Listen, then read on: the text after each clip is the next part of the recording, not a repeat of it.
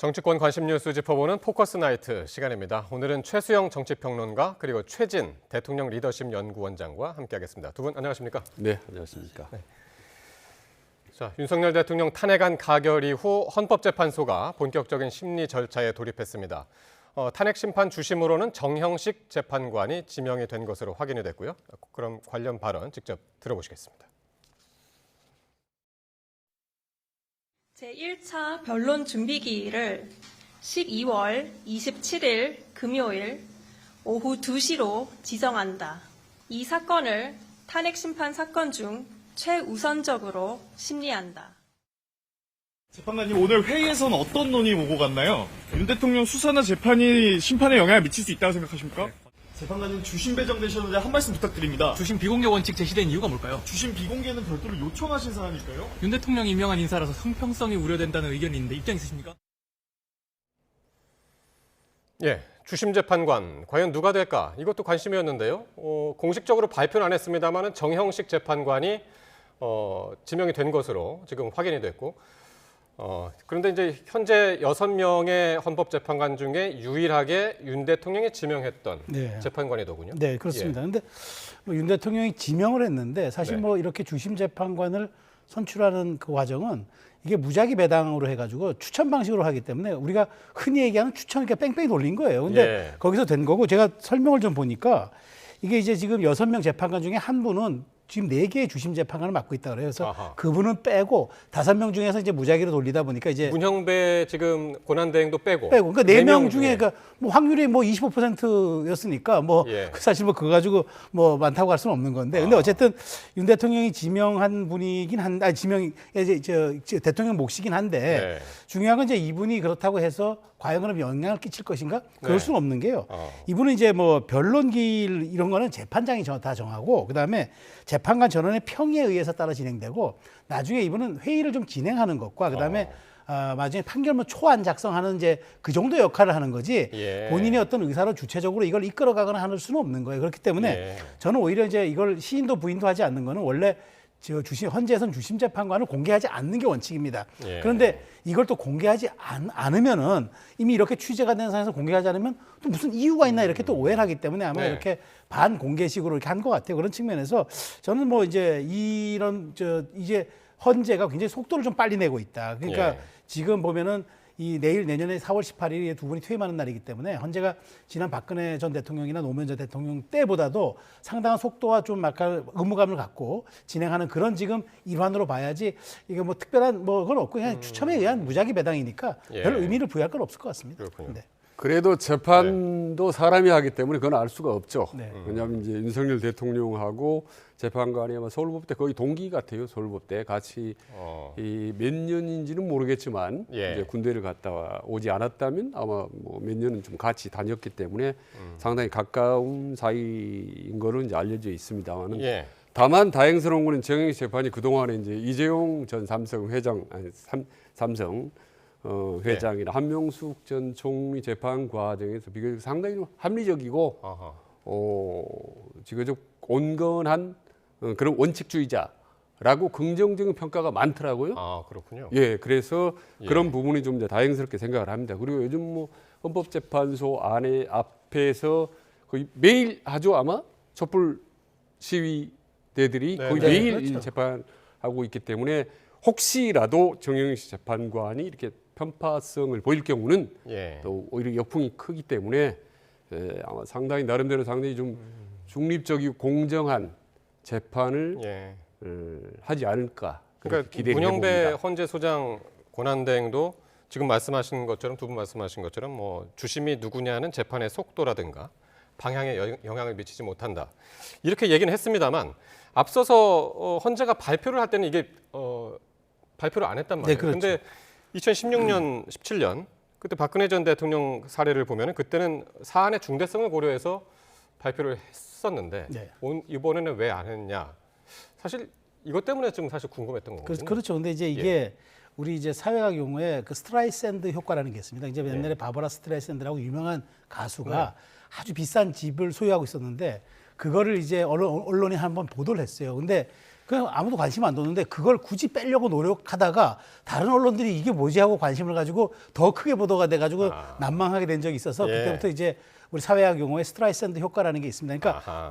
뭐 아무것도 아닌 거지만 뭘 자꾸 감추려고 하면 이게 더 나중에 이제 더 폭발적으로 증가하고 예. 앞으로 뭐 관심이 더 가져서 오히려 역효과가 난다 이런 얘기인데 저는 그래서 원래 관행이니까 이제 시인도 NCND 시인도 부인도 안 하는 것 같아요. 근데 사실 말씀드린 대로 주심 재판관 한 명의 이 재판의 방향성이나 속도성이 좌지우지 될 건 네. 아니기 때문에 그리고 지금 아까 말씀하신 지금 광장도 약간 헌재 앞으로 이동했지만 오늘 하루에만 헌재 이 온라인으로 접속해서 댓글 올리고 한 것만 3만 건이 넘는다는 거예요. 평소 3건, 4건 올라오던 글들이. 예. 그렇기 때문에 국민적 관심이 이렇게 있기 때문에 제가 보기에 오히려 지금 주심으로 배당됐기에 예. 얼마나 큰 부담을 갖겠습니까? 그래서 아마 이제 헌재에서는 이런 것에 대해서 공식적으로 발표하는 게 안 하는 게 관행이니까 이런 식으로 비공식 발표를 하는 것으로 가늠한 게 그렇군요. 저는 맞다고 봅니다. 예. 네. 최진 원장님. 네. 지금은 일단 헌재 재판관이 6명이잖아요. 네. 근데 원래는 이제 9명이고 3명이 조만간 채워질까요? 어떻게 예상하십니까? 지금 헌법재판관들이 모여서 하루속히 구인 체제 완전체를 만들자라고 의견을 네. 모아가는 거 보니까 아마 올해 12월 안에는 예. 9명 이루어질 것 지금 같습니다. 나오는 3명이 그러니까 조한창 후보는 국민의힘이 추천을 했고 네. 그 정계선 그리고 마은혁 후보는 민주당이 추천한 네.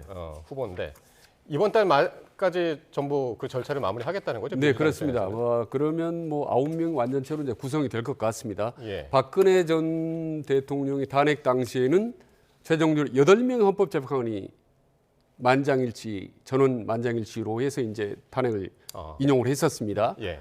그때도 한 명이 부족했었죠. 근데 네. 지금 9명이 아마 완전체로 될 것 같고 다음에 이제 9명이 이루어졌을 경우에 네.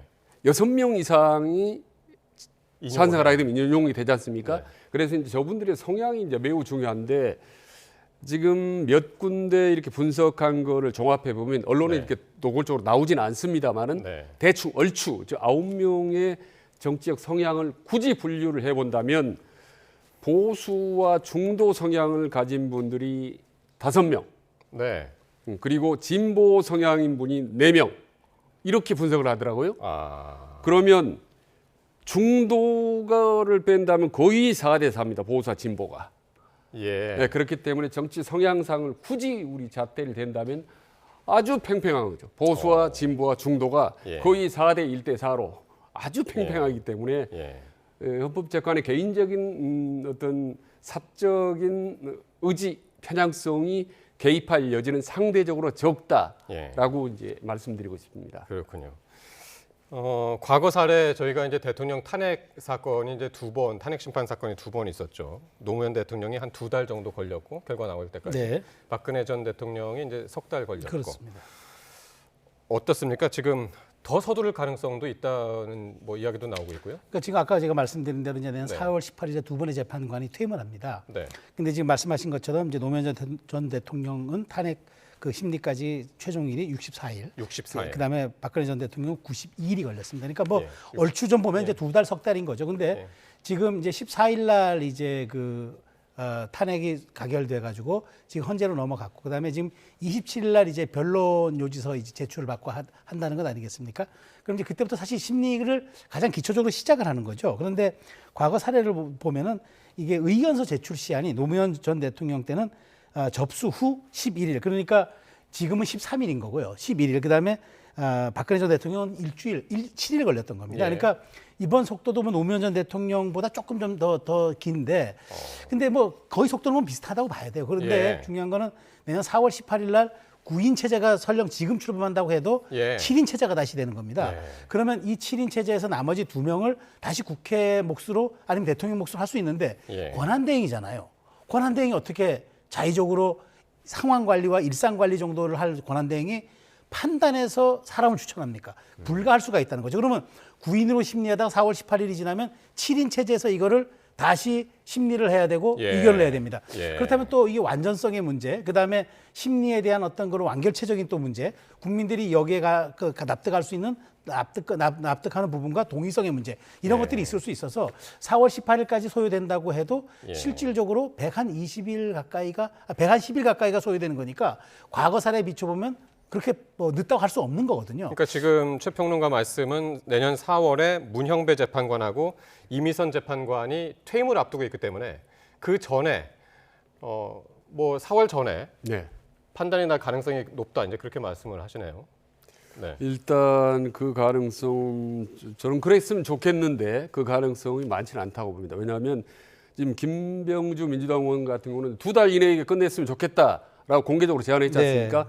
근데 진보적인 진영에서는 야 이게 계엄인데다가 내란죄에 해당되기 때문에 엄청나게 뚜렷하다. 이거는 심판하기가 훨씬 쉽다. 과거 노무현 문재인 때보다. 그렇기 때문에 2달 정도 이내에 금방 판결이 유죄피를 말하자면 인용, 단핵 인용이 나올 가능성이 높다. 빠른 시일에 이렇게 보는 반면이 있는 반면에 또 다른 한편에서는 이게 윤석열 대통령이 법적 대응을 강력하게 끝까지 하겠다고 천명을 했기 때문에 이게 오히려 윤 대통령이 맘만 먹으면 작심하면 재판을 지연할 수도 있고 그렇죠?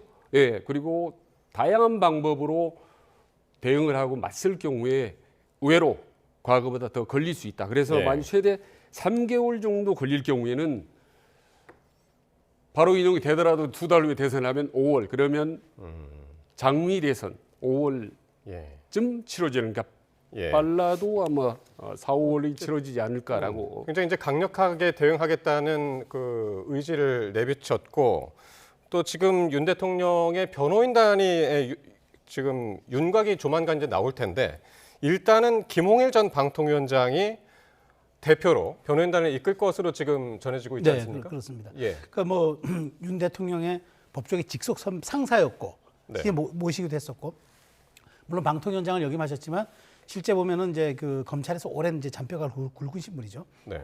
그리고 이제 그 윤 대통령이 이제 믿고 따르는 선배인 걸로 알려져 있습니다. 근데 저분을 중심으로 이제 아마 변호인단이 구성될 텐데 죄송합니다.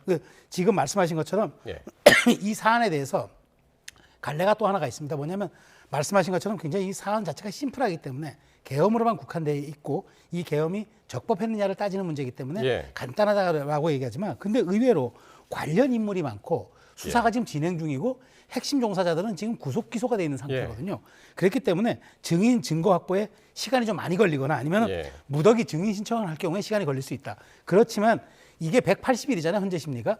내년 6월 12일이 데드라인입니다. 그렇기 때문에 실질적으로 그 날짜를 다 지킨다고 보긴 좀 어려워서 아까 말씀드린 대로 그게 대통령이 지명할 수 있는 퇴임 두 사람을 직무대행이 할 수 없는 상황이라 그러면 4월 정도면 100일 심리이기 때문에 뭐 저희가 뭐 그렇다고 날짜를 특정하거나 규정해서 하는 건 아니지만 그렇게 봤을 때 민주당이 지금 요구하는 것처럼 2달 내에 끝내야 한다. 마치 어떤 결론에 도달해서 미리 어떤 판결을 내놓고 이렇게 몰아붙이는 듯한 그 모습은 저는 이제 나중에 사후적인 어떤 동의라든가 사후적 정당성을 위해서라도 그렇게 정치권이 너무 과도하게 헌법재판소를 압박하는 건 좀 자제했으면 좋겠다는 생각입니다. 근데 지금 이제 헌재 심판하고 일반 내란 수사가 내란죄 수사가 지금 동시에 진행이 되고 있기 때문에 근데 지금 내란죄 수사를 진행하고 있음에도 검찰이 소환 조사를 시도를 했는데 지금 1차 출석을 안 했단 말이죠.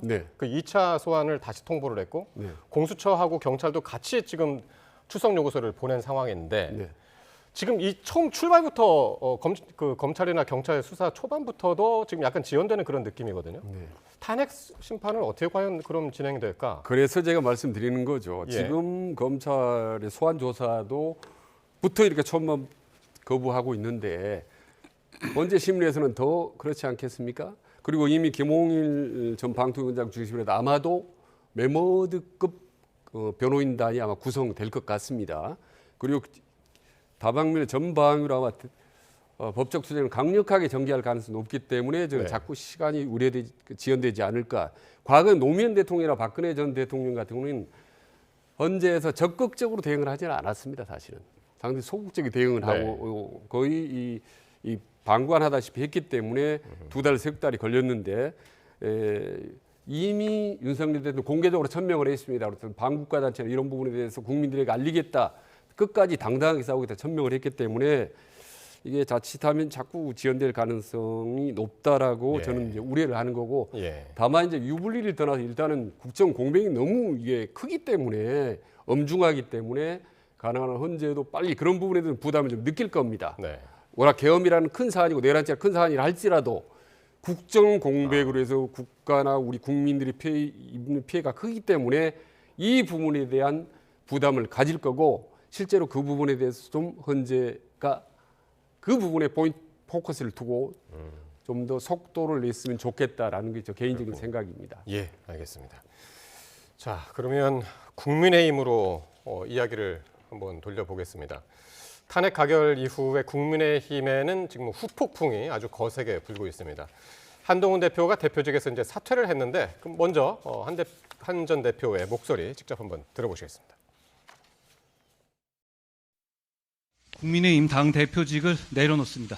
비상계엄 사태로 고통받으시는 모든 국민들께 진심으로 죄송합니다.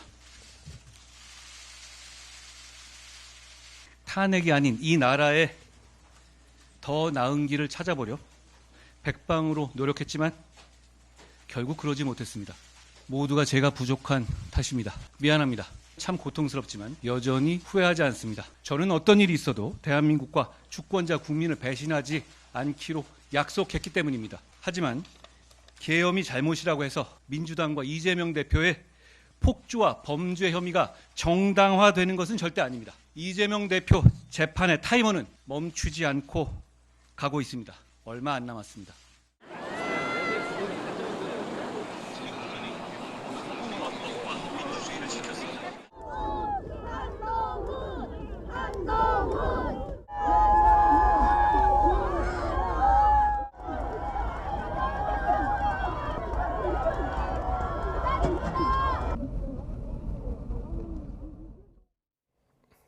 예, 이번 사태에서 윤 대통령이 탄핵이 되느냐 마느냐와 함께 굉장히 관심을 가졌었던 것은 이제 한동훈 대표가 과연 탄핵 사태 이후에 어떻게 될 거냐였는데 결국에는 오늘 사퇴를 했고요. 근데 나가면서 이야기하는 것이 불법 계엄 막은 것이 진짜 보수의 정신이다라고 얘기했고 탄핵에 찬성했던 것을 후회하지 않는다라고 강조를 하면서 떠났습니다. 예. 그러니까 한동훈 대표 입장에서는 사실 좀 당혹스러웠을 거예요. 왜냐하면 탄핵이 그러니까 탄핵이 가결되는 것까지는 어느 정도 본인도 예상을 했을 거예요. 그런데 이 후폭풍이 이렇게 본인에게 바로 미칠지는 몰랐을 것 같습니다. 그러니까 왜냐하면 지금 사실상 한 대표를 당에서 대표에서 몰아낼 수 있는 방법은 없어요. 근데 유일한 게 최고위원회의가 전부 사퇴를 하는 방법이 있거든요. 네. 근데 여기에 보험이 2명이 있었단 말이죠. 이른바 자신이 대표 출마할 때 런닝메이트 개념으로 출마했던 장동혁 최고 수석과 그다음에 진종호 의원이 있었죠. 이 두 사람이 아마 견고하게 버틸 거라고 생각했어요. 그래서 한동훈 대표도 사퇴는 없다고 어제까지도 공언하지 않았습니까? 그런데 왜 입장이 바뀌었느냐. 마지막 그 가결 후 의총에서 굉장히 격론이 벌어졌는데 한 대표가 여기에서 뭔가 조금 리더로서 이렇게 말하자면은 믿음과 신뢰를 주지 못한 것 같아요. 예. 그런 측면에서 아마 이제 두 사람이 사퇴를 하겠다고 하는 순간 뭐 비대위는 자연스럽게 형성되는 거죠. 예. 그래서 이제 당원 당규상 비대위가 구성되면 비대위 구성 권한은 원내대표가 갖기 때문에 권성동 의원으로 갔는데 한동훈 대표 입장에서는 굉장히 왜 당혹스러웠느냐. 지금 이것을 통해서 본인이 그래도 당의 소수 정파의 리더지만 남아서 뭔가 돌파하고 이 활로를 개척하려고 했던 것 같은데 네. 이미 무력화되고 당원 당규상 형해가 돼버렸기 때문에 버틸 수 있는 방법이 없었던 거죠. 예. 그러니까 지금 나갈 때 메시지는 딱 하나죠. 간결하게 내가 책임지고 나간다. 미안하다. 하지만 탄핵 가결은 시대 정신이었고 어쩔 수 없이 보수의 가치였다. 그러니까 이거에 대해서 나한테 비난하고 더 이상 이제 확장하지 말아달라고 했는데 네. 한 대표는 지금 떠납니다. 떠났고 실질적으로 이제 앞으로 국민의힘에서 얼만큼 다시 돌아올지 모르겠으나 다만 제가 만일 탄핵이 인용된다 그러면은 그래서 조기 대선이 된다 그러면은 조기 대선까지는 할 줄가 좀 짧아요. 비행기가 이륙하기에는. 네. 그렇다면 기존에 있던 정치인 중에서 누군가가 다시 후보가 될 수밖에 없는데 그럴 상황이 온다 그러면은 한동훈 대표가 아직도 그래도 뭐 홍준표, 오세훈 등등 여권의 잠룡들과 함께 그래도 조금 높은 수위의 높은 이제 수준의 지지도가 있기 때문에 알겠습니다. 그 기회를 통해서 다시 한번 돌아올 수 있는 기회는 있지만 하여튼 지금은 굉장히 곤혹스러운 처지가 된 그런 것 여권의 같습니다. 잠룡 얘기는 잠시 뒤에 네. 또 해보고 일단 한동훈 대표 지난 토요일 날 탄핵 가결 이후에 진짜 의총 분위기가 상당히 격앙돼 있었던 것 같아요. 거기서 사실 진종호 의원 최고위원 같은 경우는 사퇴하리라고들 예상하신 분들이 많이 없었거든요. 네. 예. 당정 그 의총에서 사전에 한동훈 대표하고 전혀 상의 없이 이제 전격적으로 사퇴를 의사를 표명을 해버린 거죠. 네. 장동영 의원하고. 그러니까 어떻게 보면 최고위원 지도부 중에 믿고 있었던 왼쪽 오른쪽 두 기둥이 동시에 네. 한순간에 무너졌기 때문에 이제 한동훈 대표도 어쩔 수 없이 사퇴를 했는데, 자, 그러면 윤석열 대통령의 계엄 선포가 위헌적이고 불법적이다라고 보는 국민들이 사실 80%가 넘지 않습니까? 근데 그 선봉에 섰던 한동훈 대표가 순식간에 붕괴된 걸 보는 국민들은 어떤 생각을 할까라는 것이 참 많은 국민들이 아마 헷갈리지 않을까 생각을 하고, 네. 그리고 외람된 말씀 하나 덧붙이면 윤석열 대통령의 계엄 선포를 언론들은 친위 쿠데타라고 표현을 많이 하지 않습니까? 그렇죠? 그런데 그렇다면 이번 친윤계의 한동훈 제거는 저는 제2차 친위 쿠데타라고 볼 만한 거라고 봅니다. 예. 그래서 마침내 그렇게 보시는군요. 윤석열 대통령은 탄핵을 당했지만 친윤파는 다시 당을 장악하게 되고, 예. 그래서 당은 장악했지만 또다시 민심으로부터는 거센 공격을 받을 가능성이 매우 높다. 예. 그래서 한동훈은 떠났지만 민심은 거세게 밀려올 것 같다. 예. 국민힘이 점점 더 어려워지는 상황으로 가는 것 같다. 예. 그런 생각을 하기 참 안타깝습니다. 한동훈 대표가 사퇴를 하면서 이제 국민의힘은 비상대책위 체제로 또 전환을 하게 됐습니다. 당을 새로 이끌 비상대책위원장 인선에 눈길이 쏠리고 있는데요. 권성동 당대표 권한대행의 발언 들어보시겠습니다. 탄핵 표결 직후에는 감정이 격앙되다 보니까 조금 거친 언사가 오고 간 것은 사실입니다만은 오늘 의원총회에서는 서로가 서로에 대한 비난이라든가 비방은 전혀 없었고, 우리 당의 얼굴로서 적합한 분이냐, 그리고 위기상을 어떻게 수습할 능력이 있으시냐, 그리고 새로운 비전을 제시할 능력이 있으시냐, 그리고 민주당과의 관계에 있어서 그런 날카로운 공격력을 갖고 있느냐. 원내에서 좀 하자는 의견도 있고, 그런 게 좀 강한 느낌이 들고, 다양한 의견들이 지금 막 분물짓듯이 터져서 막 나오고 있어요. 권영세 의원이나 나경원 의원, 원희룡 전 장관 얘기도 나오는데. 예, 원내로 하면은 뭐 그런 분들도 가능성이 있는 분들이겠죠.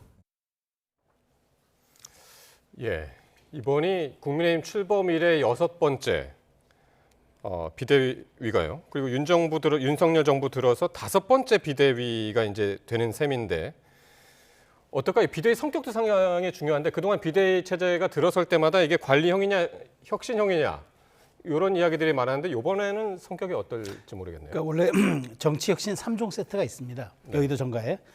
첫 번째가 비대위 설치고, 두 번째가 뼈를 깎는 각오, 세 번째가 다시 한 번만 더 기회를. 이게 이제 정치혁신의 3종 세트입니다. 여야 불문하고. 예. 근데 비대위 설치가 1번 항목에 있어요. 근데 지금 다시 비대위인데, 지금 뭐 관리형이냐 혁신형이냐 말씀 주셨는데, 이번은 그런 사안이 아닙니다. 이번은 수습형입니다. 수습형입니다. 왜냐하면 지금 보십시오. 그 권성동 원내대표가 지금 3가지 얘기를 정확히 했는데, 이게 방점이 있어요. 예. 위기 상황 수습 능력이 1번입니다. 두 번째, 예. 새로운 비전 제시 능력이 2번째입니다. 세 번째가 대야 공격성입니다. 예. 근데 대야 공격성은 세 번째로 밀린 걸로 봐서는 이게 지금 방점이 아니라는 거죠. 1번과 2번이 뭐냐? 위기 상황 수습 능력입니다. 예. 그리고 두 번째가 비전 제시. 그러니까 순번대로 따진다면 가장 이번 비대위는 그 수습형 비대위라는 겁니다. 예. 그렇기 때문에 저는 이제 그 국민의힘 내부에서 좀 고민을 할 겁니다. 권성동 의원이 5선이고 비대위원장, 이제 지금 권내대표입니다. 그러면 지금 중진들로 여기 또 비대위원장 할 경우에는 옥상옥이라는 얘기도 나올 수 있고, 예. 권성동 원내대표와 지금 리더십이 겹칠 수가 있어요. 그렇기 예. 때문에 아마 장고에 들어간 것 같고, 월요일날 의총에서 새로 결정할 것 같은데, 저는 제가 보기에 수요일 의총. 수요일 의총에서요. 예. 그래서 이제 저는 제가 보기에 어쨌든 지금 안에서 이걸 꺼내놓기가 좀 애매할 수 있다. 그래서 바깥에서 모셔올 가능성이 조금 더 가능성을 친다면은 외부 인사의 외부 인사를 크다. 조금 더 놓아서 일단 수습을 한 다음에, 일단 지금 당이 지금 4분 오열되기 전에 수습해 놓고, 그 다음에 당의 방향성 제시와 당의 체질 개선, 그 다음에 정체성, 이거는 조금 나중에 해도 되는 거거든요. 일단 예. 질서 있는 수습이 가장 중요하고, 위기 상황에 대한 일단 안정이 중요하기 때문에, 저는 물론 안에서 뭐 5선 의원들 급딜 해도 되지만, 예. 권성동 원내대표와 겹쳤기 때문에, 그래서 저는 만일 밖에서 적임자를 네. 못 찾으면은 권성동 원내대표가 겸임할 가능성도 있다고 봅니다. 외부에서 올 가능성이 크다. 예, 어떻게 보십니까, 원장님? 일단 뭐 당 지도부 자주 바뀐다는 말씀하는 건데 네. 제가 한번 이 조사를 해보니까 말이죠. 그러니까 윤석열 정부 출범 이후에 당 지도부가 전부 11번 바뀌었습니다. 그러니까 대표가 3명 바뀌고 그다음에 예. 대표 권한대행이 4명, 그러니까 비대위원장이 대표가 4명. 지금 그 표를 보시면은 이준석 대표가 이미 이제 하고 있었죠. 네, 이미. 예. 이준석 대표 그다음에 김기현 대표, 한동훈 아닙니다. 대표. 그 전에 또 빠집니다. 권성동 권한대행이 잠깐 있었습니다. 그러니까 대표만 따지자면 이렇게 이제 예, 대표만 예. 보면 3명인데 세 명이고. 그 틈틈이 이제 권성동 권한대행도 했고 주호영 비대위원장도 예. 17일 동안 했습니다. 예. 그리고 다시 또 권성동 비대위원장 권한대행도 하고 전진석 비대위원장, 예. 그다음에 김기현 대표도 됐었지 않습니까? 예. 윤심 그때 작동 논란이 있었지만 그다음에 윤재옥 대행이 있었습니다. 대표 예. 권한대행. 그다음에 한동훈 했었죠. 비대위원장하고 황우여 그다음에 비대위원장이 있었지 않습니까? 예. 그리고 한동훈 대표 오고 다시 이제 비대위원장 체제로 가는데 예. 저게 그러니까 비대위 체제로만 따지면 윤석열 정부 출범 이후에 5번째 바뀐 거고 그리고 예. 뭐 직무대행이나 뭐 대표 다 따지면 한 11번째 지금 된다는 예. 말씀이시죠. 이 수음이 좀 가쁜데 근데 재밌는 건요. 네. 여기서 권성동 대표가 3번을 했습니다. 지금 대표 권한 대행을 지금 먼저 하고 이번까지 하면 2번째 하고 있는 거고 비대위원장 대행까지 했습니다. 3번 하고 있는 거죠. 네. 하나 더 재밌는 거는 아시다시피 지난번 박근혜 전 대통령 탄핵 때 네. 선봉에 섰던 사람이 김무성, 유승민 그리고 권성동 법사위원장이었습니다. 예.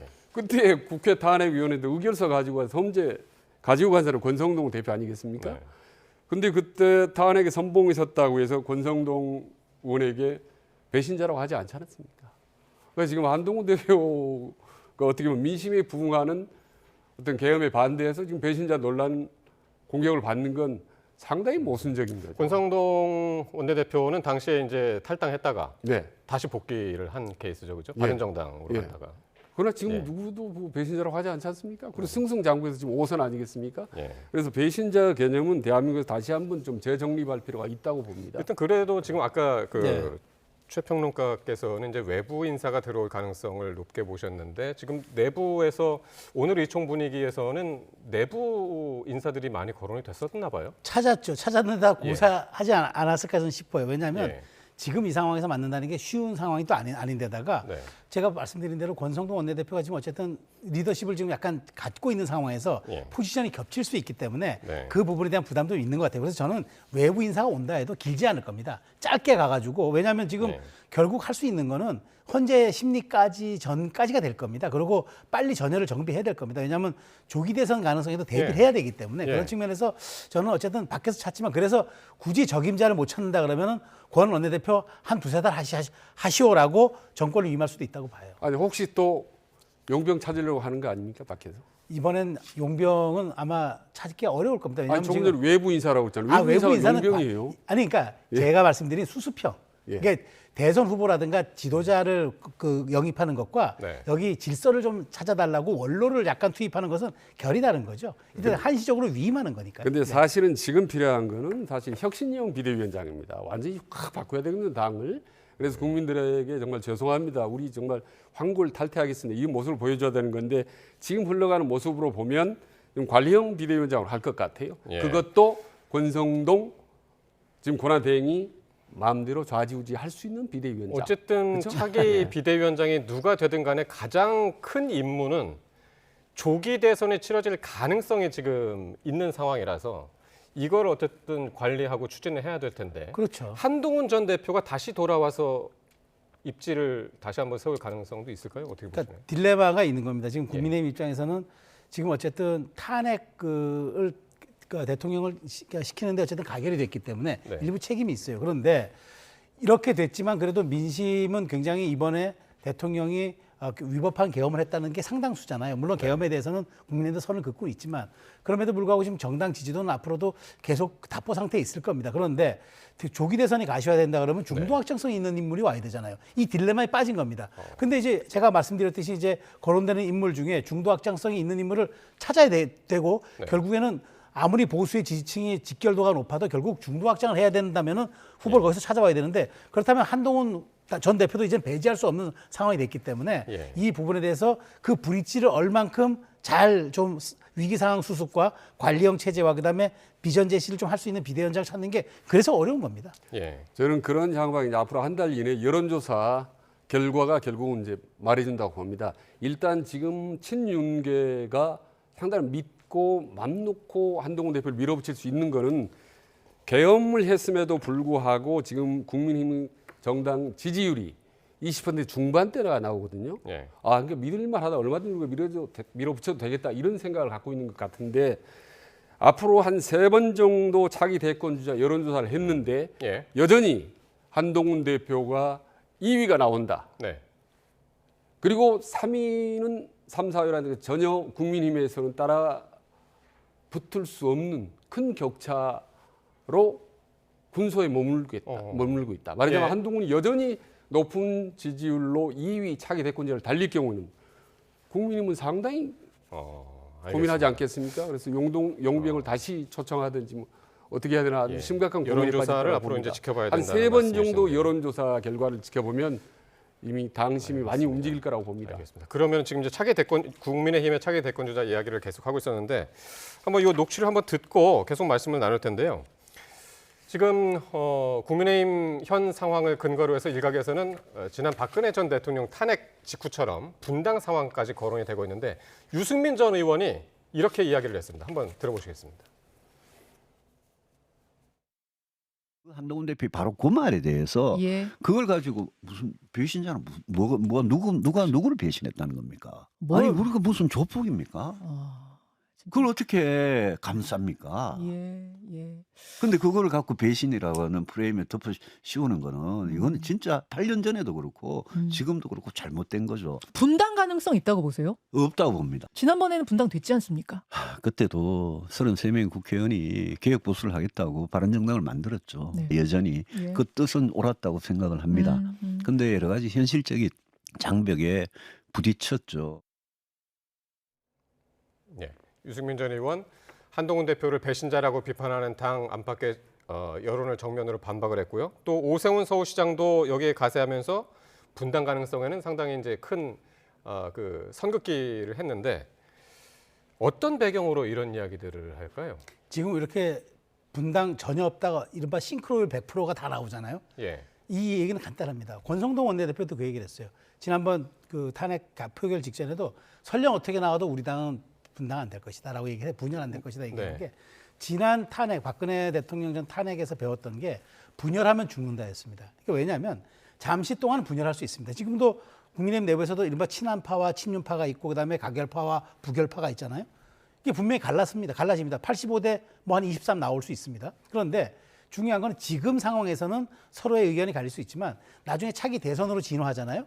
그러면 딱 그때는 진영 대결입니다. 네. 중간지대가 없어요. 진보 대 보수로 딱 나눠져서 예. 49대 51의 싸움이 되는 겁니다. 그렇다면 분당이라는 거는 치명적이죠. 그래서 어떻게 됐습니까? 문재인 전 대통령의 그 당시 선거에 헌납하듯이 이쪽은 분열되고 저쪽은 거의 단일대우로 가지 않았습니까? 그런 측면이 있기 때문에 그런 학습 효과가 있어서 절대 안 할 겁니다. 다만 중요한 건 이걸 어떻게 빠르게 극복해내느냐. 분당은 없는데 분열성을 어떻게 극복해낼 것이냐. 예. 이게 지금 과제가 된 거죠. 예.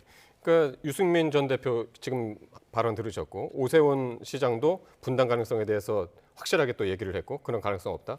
홍준표 대구시장도 이번 탄핵과 관련해서 뭐 지역구 의원들은 2년, 비례대표 의원은 3년 이렇게 뭐 당원권 정지해야 된다. 이게 상당히 이제 구체적으로까지 이제 발언 수위를 높이고 있단 말이에요. 네. 예. 이분들 세 분들의 공통점이야말로 뭐 여당 내의 그 자기 대권 잠룡들 아니겠습니까? 네. 네. 그러니까 홍준표 대구시장의 말대로 당원권을 정지해야 한다. 이번에 탄핵에 찬성했던 사람. 그러면 대권 주자 중에 4명이 해당됩니다. 딱 걸립니다. 조금 전에 얘기했던 한동훈, 그다음에 안철수, 오세훈, 유승민. 네 명이 예. 홍준표 대원의 당원권 정지하면 거의 국민의힘 내 당 차기 주자는 뭐 홍준표 시장하고 또 누가 있는지 잘 떠오르지 않네요. 없지 않습니까? 요즘에 약간 나경원 의원도 좀 생각이 있다고 하지만은 예. 그래서 현실적으로 뭐 이거는 뭐 불가능하다고 보는 거고 그리고 요즘 뭐 어떻게 보면 안철수 전 대표 전 의원이죠. 의원도 뭐 탄핵에 선봉했었지만 뭐 요즘 배신자 소리는 전혀 안 나오는 것 같아요. 오히려 소신이 있다라는 얘기가 나올 것 같기 때문에 저는 뭐 한 홍준표 시장이 이렇게 공개적으로 강조하는 이유는 뭐 충분히 뭐 짐작을 할 수 있지만 당원권 정지라는 이런 부분들은 뭐 실효성이 뭐 전혀 없다고 봅니다. 네. 저도 실효성이 없다고 봐요. 그러니까 저 얘기는 홍준표 시장의 얘기는 지금 우리 당이 정체성을 회복해야 된다. 그러니까 이제 우리가 90명이라도 우리가 똘똘 뭉쳐서 제가 아까 말씀드린 대로 결국 대선으로 가면은 49대 51의 싸움으로 가니까 우리가 정체성을 확보하고 우리가 단일 대우를 유지하는 게 중요한 거지 우리가 자꾸 사분 오열되는 거 이게 오히려 우리에게 해악이다라는 얘기를 하는 거지 실제로 당원권 정지 2년 3년 시키면은 저 국회의원들은 당 소속이 아니라는 얘기가 마찬가지인데 그게 성립이 되겠습니까? 네. 그러니까 지금 이 대통령제에 대해서 이번 기회에 이 승자 독식의 이 방식을 전체적으로 좀 바꿔야 된다. 그런 얘기가 지금 뭐 어차피 51대 49 뭐 이런 얘기가 또 다시 나오니까요. 그런 뭐 큰 얘기도 지금 동시에 나오고 있는데요. 한덕수 권한대행 이야기를 다시 해보면은요 이번에 권한 범위를 두고 계속 논란인데 과연 제2요구권 거부권을 행사할 수 있을 것이냐 이게 관심이었는데 일단 지금 6개 쟁점 법안은 내일 국무회의는 상정하지 않기로 했습니다. 이건 어떻게 판단을 해야 됩니까? 그러니까 21일로 연기한 거죠. 좀 시간을 번 겁니다. 21일까지 할 수 있으니까.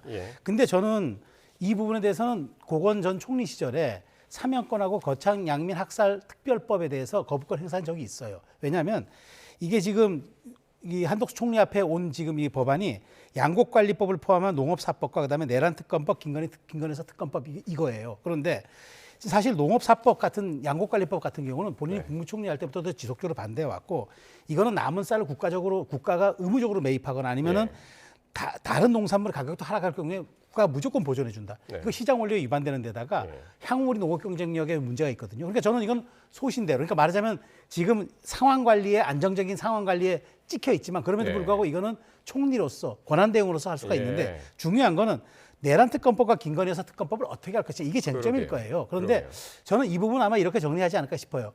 이 부분 이번에는 이번에 특검이 오더라도 이게 사실 야당이 추천한 특검이고 직무대행이 사인하지 않더라도 시간이 지나면 최연장자가 무조건 특검이 되는 거예요. 야당 추천 특검인 거죠. 그러니까 이 위헌적 요소, 이 독소 조항만 다시 여야가 논의해서 보내준다면 판단하겠다. 이런 식으로 절충안을 낼 수도 있다고 보는데 무조건 총리는 기계적인 중립을 지켜라라고 지금 야당이 요구하는 거는 조금 과도한 측면이 있다. 뭐 이거 또 사인하면 그때 또 탄핵할 겁니까? 그래서 그런 측면을 한번 고민해봐야 할 시점이라고 봅니다. 나름대로 제가 이제 대안을 절충안을 제시하자면 거부권은 지금 특수한 상황에서 저는 행사를 하는 것이 바람직하다고 봅니다. 다만 정책이나 민생과 관련된 부분은 거부권을 행사해도 된다. 이런 부분은 야권도 사실 용인을 해줘야 되는 겁니다. 왜냐하면 정책적 소신이 달라질 수 있기 때문에 이 부분은 한덕수 대행이 권한대행이 거부권을 행사할 수 있다고 저는 봅니다.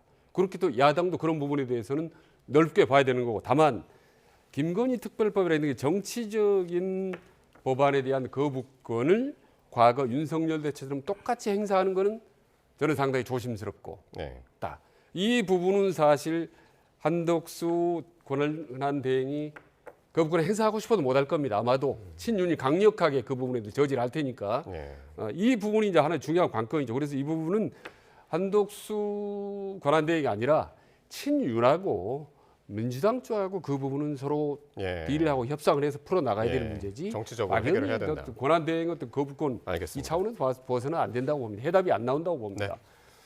자, 이런 가운데 오늘 이재명 대표가 거듭 국정 정상화를 위한 초당적인 협의체죠. 국정안정협의체를 제안을 했습니다. 실현 가능성에 또 시선이 쏠리고 있는데요.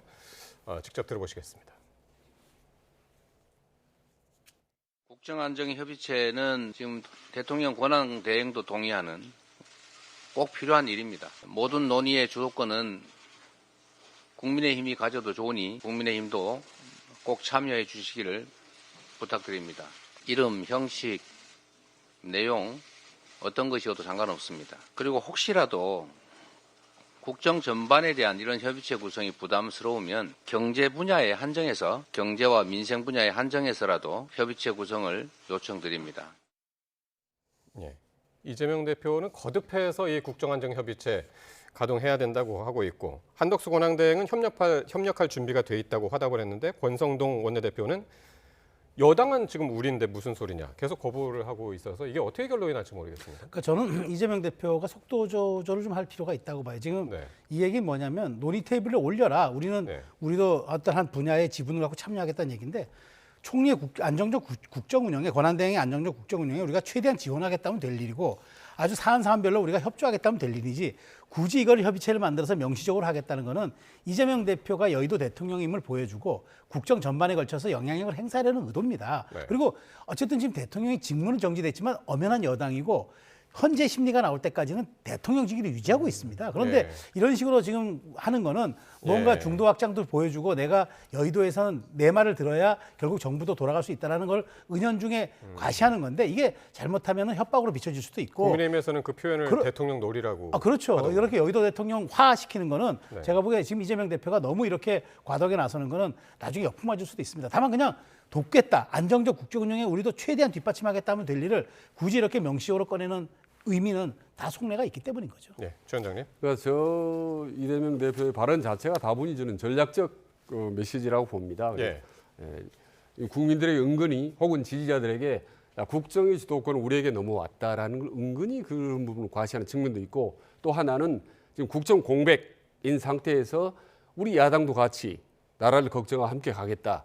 그래서 중도층으로 향해서 자꾸 우리 야당도 마냥 반대만 하는 게 아니라 한덕수 대행에게도 탈핵도 하지 않고 또 경제도 우리가 같이 걱정하고 함께 논의하는 이런 수권 야당의 면모를 보이기 위한 다분히 이제 전략적 메시지라고 봅니다. 그리고 여당이 또 반대할 걸로 충분히 또 예상을 하고도 저런 발언을 합니다만은 저는 그럼에도 불구하고 국민의힘이나 권성동 대표가 마냥 단칼로 잘라버리지 말고 상당 부분 어느 일정한 부분들을 참여하면서 또 나름대로 이렇게 견제도 하는 차단도 하는 이런 좀 운영 묘 말하자면 강온 양면 전략을 보여주는 것이 국민의힘에게도 저는 도움이 될 거라고 봅니다. 모레 이제 이재명 대표하고 권성동 원내대표가 만난다고 했으니까요. 그 자리에서 또 어떤 이야기들이 오가는지 한번 보겠습니다.